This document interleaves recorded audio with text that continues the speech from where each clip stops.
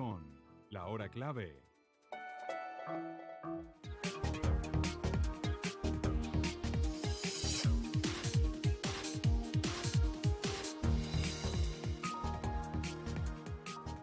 Regresamos con La Hora Clave. Bueno, le damos la bienvenida a nuestro invitado, Rafael Simón Jiménez. Rafael Simón Jiménez, historiador. Bueno, historiador y además analista de la política venezolana y con una importante obra, ¿no?, escrita, ¿no?, de trabajo de investigación. Muy importante. Y lo hemos invitado porque justamente queremos contar una historia que no es muy conocida, que no es muy común, pero tiene que ver muchísimo, mucho más de lo que la gente puede pensar, más allá de la anécdota, con lo que han sido las raíces, ¿no?, de la historia venezolana a partir del siglo XIX. Bueno, y justamente vamos a entresacar todo eso a partir de este personaje que, como yo le decía a Manuel Felipe antes, raya entre lo trágico y lo folclórico, el héroe y el villano. Es decir, hay gente que dice que fue un asaltante, un rufián, un bandolero, y otros lo envuelven en una aura mágica, ¿no? Y más bien dicen que fue un tipo, tú sabes, casi un héroe.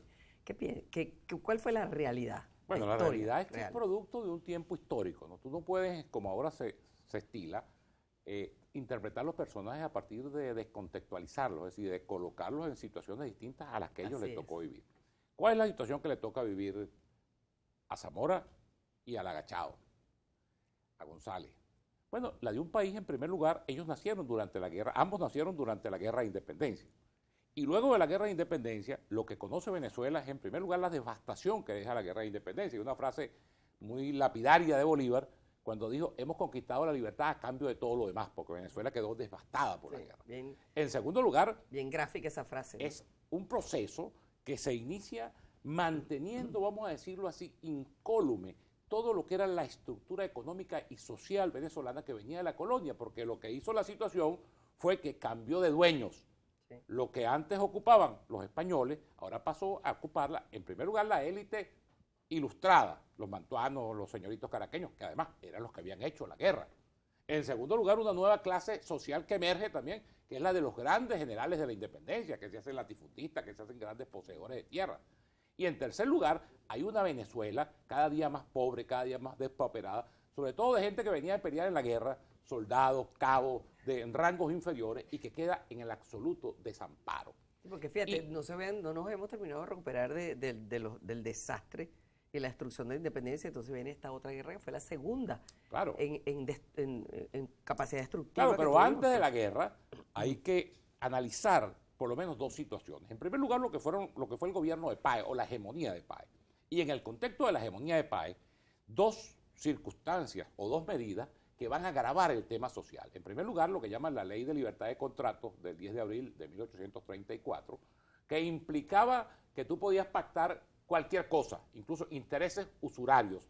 Esa ley va a dividir a lo que pudiéramos llamar las clases dominantes, porque los sectores productivos, en este caso fundamentalmente los terratenientes, van a ser esclavizados financieramente, tanto por lo que llamaban los canastilleros, importadores, exportadores, como por la incipiente oligarquía financiera. Y se va a producir, vamos a llamarlo así, utilizando un poco la nomenclatura tradicional, una división en el bloque de clases dominantes que va a generar además un fenómeno político importante, que es el nacimiento del Partido Liberal. Sí. Con un ideario donde se confunde no solamente Antonio Locadio Guzmán, que es algo así como el que encarna el proyecto, el apóstol, el vocero, sino con otros grandes pensadores, Napoleón Sebastián Ataga, Tomás Randel, Felipe Larrazábal, que le dan a ese ideario, en primer lugar, el sentido de renovación de la política. No se te olvide a ti que Antonio Locadio... Con el venezolano, ¿no? Con el periódico que se convierte increíblemente en uno de los grandes fenómenos editoriales en una Venezuela de caminos de recua, desintegrada, de analfabetismo, con un alto índice de analfabetismo. Por cierto, a través de las prédicas del Partido Liberal y particularmente del venezolano, que es un vocero que logra, repito, una gran inserción en esa Venezuela que podía leer, pero la gente se ponía, incluso, por ejemplo, Zamora en su pulpería de Villa de Cura, era una referencia para la lectura del venezolano. La gente iba a que se lo leyeran, los que no sabían leer, y entonces aquellas ideas, Antonio Locadio nunca pensó que sus ideas iban a despertar una tormenta social. Claro. Porque la verdad es que Antonio Locadio, como una parte importante de la dirección del Partido Liberal, lo que estaban planteando era entendimientos, es decir, disidencias, renovaciones, más cosas de tipo reformista que de tipo revolucionario. Pero aquella Venezuela abajo era un candelero. Bueno, pero por eso era un Claro, país de contrastes, ¿no? Porque fíjate, al lado de ese fenómeno editorial y de esa efervescencia. Sin embargo, aparecen tipos como Martín Espinosa, que te decía, bueno, hay que matar a todo el que sepa leer, escribir y además sea blanco. Claro, pero era una Venezuela que venía de ser una Venezuela Exacto. de hombres de presa, Sí, vamos a llamarlo así así. es. Una Venezuela brutal, Porque una Venezuela primitiva, ese es otro tema instintiva. interesante de analizar, Rafael Simón, Claro. el tipo de violencia Claro. que caracterizó esa época. Claro, pero es que es una violencia que venía casi endémica. No se te olvide que Venezuela, porque la guerra de independencia nuestra fue desgarradora, fueron 11 años de pelea ininterrumpida. Y luego un proceso de Dice que la más cruenta y de América entre- Latina. la más cruenta y la más Sí. prolongada. Sí. Por supuesto, porque no se te olvide que nosotros tuvimos que dar la independencia a otras 4 naciones. ¿no? Así es. Es decir, Venezuela tuvo que pagar no solamente el costo de su guerra, sino el costo en hombres y en habituallamiento de todo lo que fue Colombia, Perú, Ecuador, la fundación de Bolivia. Y además, aparte de la guerra con los españoles, digamos, el ejército español, la guerra entre venezolanos, ¿no?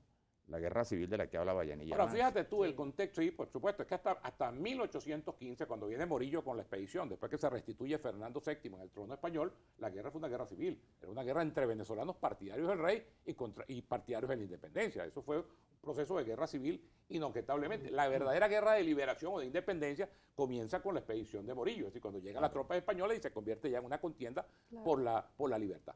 Pero fíjate tú, hay una cosa interesante para juzgar a todos estos personajes, al Agachado, a Martín Espinosa y al propio Que dice Zamora. que era un guerrero muy hábil. Sí, muy Y hábil. por eso le decían el agachado, Sí, porque se sí, metía sí. por todos lados. Claro, porque eran guerrillas. Sí. La guerra federal solamente tiene 3 combates importantes, que son la batalla de Santa Inés, que es una batalla, para utilizar un término de un libro que escribió Domingo Alberto Rangel, el intelectual y el político, la batalla casi perfecta, pues una batalla muy bien planificada, que por cierto va a ser estudiada y puesta en aplicación luego en guerras siguientes, en la guerra franco-prusiana, en la Primera Guerra Mundial, una guerra de trincheras y de posiciones, e incluso yo decía que hasta en el planteamiento estratégico que hacen los vietnamitas del Dien Bien Phu cuando Claro. derrotan al Sí. ejército francés.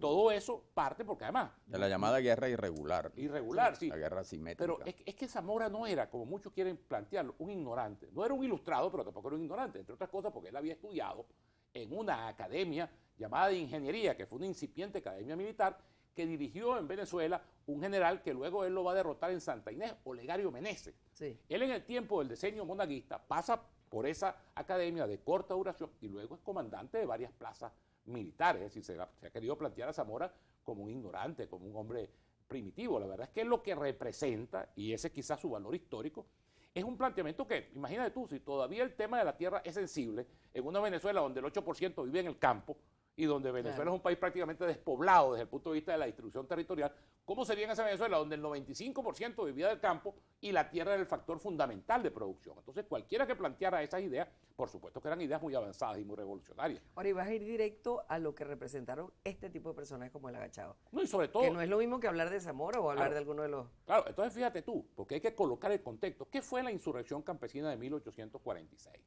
Es el resultado de una prédica de Antonio Locayo Guzmán, que él nunca piensa que va a desatar aquel huracán social.